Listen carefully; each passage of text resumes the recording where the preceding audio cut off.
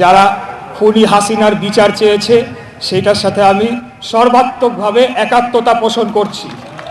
এই খুনি হাসিনাকে বাংলাদেশের মাটিতে ফিরিয়ে এনে এই জুলাই অগাস্টে যে নিরীহ ছাত্র জনতার উপরে সেনাবাহিনীকে লেলিয়ে দিয়েছে, একটা দেশের সেনাবাহিনীকে রাখা হয় আরেক দেশের সেনাবাহিনীর সাথেও যুদ্ধ করার জন্য, সিভিল বাহিনীকে লেলিয়ে দিয়ে হেলিকপ্টার থেকে গুলি করার নির্দেশ যেই দল দিতে পারে, যেই নেত্রী দিতে পারে, সে আগামীতে রাজনীতি করা তো দূরের কথা, তার কি পরিণতি হতে পারে সেটা আমরা বাংলাদেশের জনগণ দেখতে চাই।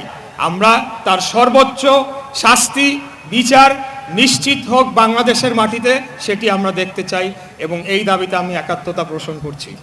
এবারে আমি আমাদের বাংলাদেশ জাতীয়তাবাদী দলের ভারপ্রাপ্ত চেয়ারম্যান, আমাদের প্রাণপ্রিয় নেতা, যার নেতৃত্বে, যার দৃঢ় এবং কঠোর নেতৃত্বে আমরা গত 16 বছর যারা বিএনপি রাজনীতি করি আমরা রয়েছি, আমরা আন্দোলন সংগ্রাম করেছি এবং আজকে এই মুক্ত বাতাসের নিচে আপনাদের সামনে বক্তব্য রাখতে পারছি।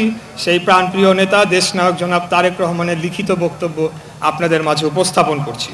আন্তর্জাতিক মানবাধিকার দিবসে সামাজিক অধিকার আদায়ের সংগঠন মায়ের ডাক আয়োজিত জুলাই গণহত্যা, জোরপূর্বক গুম, ক্রসফায়ার, পুলিশি হেফাজতে নির্যাতন ও মৃত্যু, পিলখানা হত্যাকাণ্ড, শাপলা চত্বর গণহত্যা সহ বিভিন্ন সময়ে আওয়ামী ফ্যাসিবাদী জুলুমের ভুক্তভোগী গণজমায়েতের প্রতি আমি সহমর্মিতা ও সংহতি জানাচ্ছি।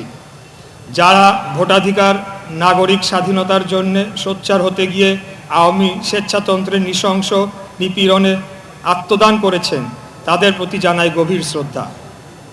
আপনারা যারা এই জমায়েতে উপস্থিত আছেন তারা এবং দেশের সকল মানুষ ও বিশ্ববাসী জানেন, মানুষকে গুম, খুন, অপহরণ করে গোপন বন্দিশালা, আয়নাঘর বানিয়ে কারারুদ্ধ করে বিনা ভোটের 1.5 দশকের বেশি সময় ধরে রাষ্ট্র ক্ষমতা দখলে রেখে হাসিনা মানবাধিকার ভুলুণ্ঠিত করেছেন।